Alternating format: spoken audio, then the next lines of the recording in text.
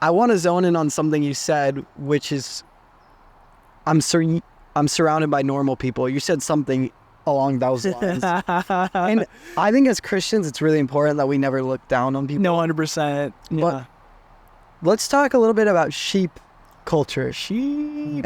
And I just came up with that word today in preparing for the podcast, sheep culture. But when I picture it, I'm picturing sheep. Like, they always follow the pack. Mm-hmm. And I feel that there is such a culture following the pack, whether that's staying in school, which we both dropped out of, whether that's I have to have the same beliefs as everyone in my political party, whether it's hitting the bars, general admission at Rolling Loud. Do you think we live in a sheep culture, or could you speak more on that idea? I think we do live in a sheep culture, and then there's a couple wolves out there that need to get together and really debunk the sheep culture, but it's hard, especially because we're surrounded by sheep. I mean, the sheep population is 98% of the population on the earth, brother. I'm not going to lie. Like, in terms of Rolling Loud, when I meant of normal people, it could just be a random person that works a 9 to 5. It could just be even a business owner, or it might just be somebody that's standing there rolling on drugs. So like, that's what I mean by normal people. Then as you get closer to VIP, you obviously have a little bit more successful people, because VIP is going to cost more than general admission. Yeah. So then I saw VIP as, okay, like these are dope people. I mean, some of them are doing drugs and stuff like that. It is what it is. And then the way I looked at it as backstage, I was like, okay, those are producers, those are artists, those are A&Rs, those are engineers, those are the guys that are actually up there doing it and making it happen. And some of them might be sheep. You never know. They could just be sheep with millions of dollars. But as forms of sheep, I feel like sheep's based on basically following what everyone's doing and not changing and just living by life. Not being a free thinker. Not being a free thinker and not having an opinion. Yeah, it's hard because social media is echo chambers. So if I have a belief, and I would say it's most common with political beliefs, but even outside of political beliefs, maybe I'm someone who's into a certain type of music, the algorithm just serves you that same music over and over and over again. If you have a certain political belief, the algorithm serves you the same political belief, and a bunch of people have the same belief.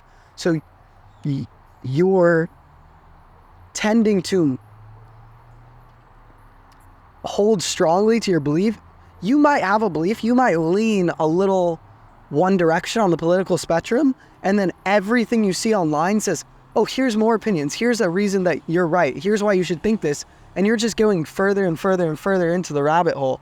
And I think that's why we have a sheep culture. I also think that school gives us a sheep culture. We go to college and almost no one knows what they want to do, but they still lay down the most money they've ever laid down in their entire life to be there. And by the end of it, it's so common to not even use the degree you get. But when someone like me or someone like you drops out, we get chastised for it. It's like, why don't you go back to school? Why don't you? And I think, I don't want to call myself a wolf, because that sounds like, oh, like I'm better than people. But I think the reason it's so hard to avoid sheep culture is because when you do something drastic, like drop out of school, or when you commit to a life of music or a life of podcasting, all the secure people in your life, like parents and coaches and teachers, they all question you. Sometimes they support you, but they're all question you, or they look down on you. And I think that so many people don't want to be in the position that they're in, but they're not willing to face the negative eyes of those closest to them, if that makes sense. Mm-hmm. Yeah, it makes total sense. Reason why I dropped out of school was because it was in the middle of COVID. So me being in school during COVID was a lot easier because I was more of an introvert, and it also gave me more free time to produce, especially since my home studio was more inside. And for some people, especially since they're extroverts, not being able to partake in your frat, not being able to go out and go to a bar was an absolute chaos for some people. And people were getting depressed, people were having to go on medicine, and just so on and so forth. So I was just thinking about the long run, especially since I got so far ahead during COVID with production and with the network of people that I know, I was just thinking like, dude, I do not need to do this. And I'm totally capable of going to school. I don't know if I'm going to go back and get a degree. I believe that I could do anything. It's not that hard if you really do it. And I'm saying I wasn't the smartest kid in school, but I passed high school. So, I mean, I could do college 100%, but I was looking more for a harder challenge, if that makes any sense. I think a harder challenge is dropping out versus going to school and getting a degree that you're not interested in, because anyone can do that. Yeah. Obviously, a part disapproval of the loans and being in debt, but other than that, I mean, I was looking for a bigger challenge and something that I was more generally interested in. it's certainly harder if you take account into people's disapproval, because no one disapproves of you going to college, but almost everyone disapproves of you dropping out. Mm-hmm. But you almost need that barrier to entry, because if you didn't have it, so many kids would be a dropout. Yeah. The amount of times someone's told me they want to do something like I do, or they want to drop out, or they want to pursue a hard career, but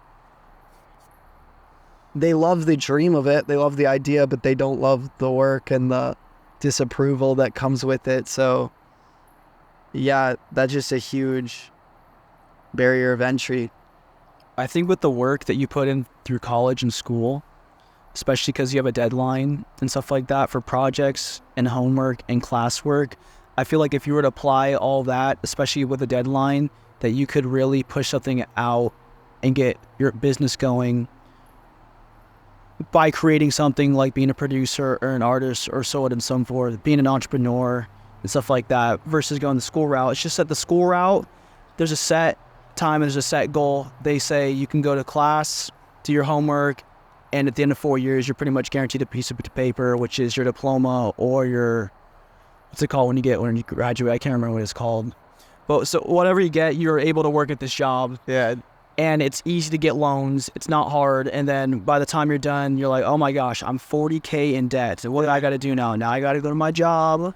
Now I don't have time to go to the gym. Now I don't have time for music. I actually have to go do overtime work now.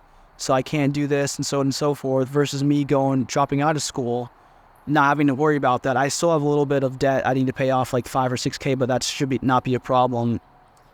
But other than that, that's just the way I look at it. Going off of that, and this includes high school as well as college, school convinced me that I didn't like a lot of things that I actually love, which I thought I hated reading, because all the books we read in high school were Romeo and Juliet and super hard old English. And so I was like, I don't like reading.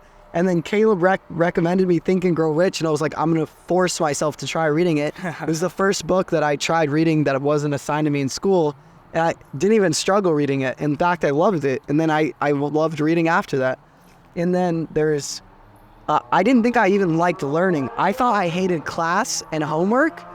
But then when I started this podcast and I started studying how to be a better speaker and started studying how to grow a brand, and I would watch videos online and take notes, just like you do in school where you watch your lecture online and take notes. But when I was choosing what I was learning, I actually was like, hey, I love this. I love learning. I love reading. I even love writing when it's about the context of soul wealth and my brand. And so I realized school convinced me I didn't like a bunch of stuff that I actually like. And that was a big eye opener for me. Mm-hmm.